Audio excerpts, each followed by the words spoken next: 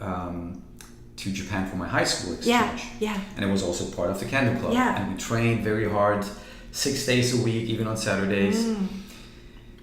And the first thing that happened to me, I remember, where I felt, okay, this is my first real cultural experience. Of course, there is the minute that you put your foot on Japanese ground, there's a cultural experience. But my really deep cultural experience was when all the kohai, so the ninensei, or like the ones that were not about to graduate, but they were like in high school, second grade. Yeah, second. And then third graders were also training, and we were all like, after like an hour of really hard training, we were done. Yeah.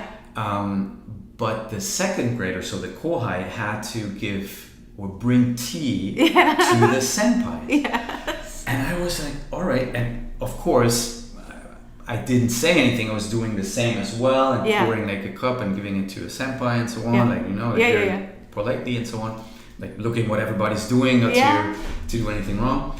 But then I asked my colleague that was also in the same classroom, why do we need to do that? I mean, we do the same training, we sweat the same, we do the same stuff, and they're just 1 year older. That's it.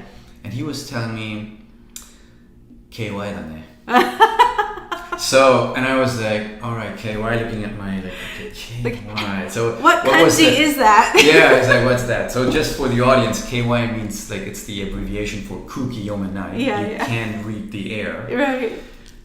So I found out about what KY meant, and I asked myself, okay, why did I actually ask that question? Why is it so obvious for everybody else that you don't ask that question? Did they actually ask that question, or did they just grow up and say, okay, that's how it's done, so they don't ask the question? And I think it's the latter. Yes. So what I have found, and again, this is from my experiences, that in fact it is more homogeneous, because you don't have to mention as much or express your opinion or what you think, because people usually tend to think the same in certain social patterns.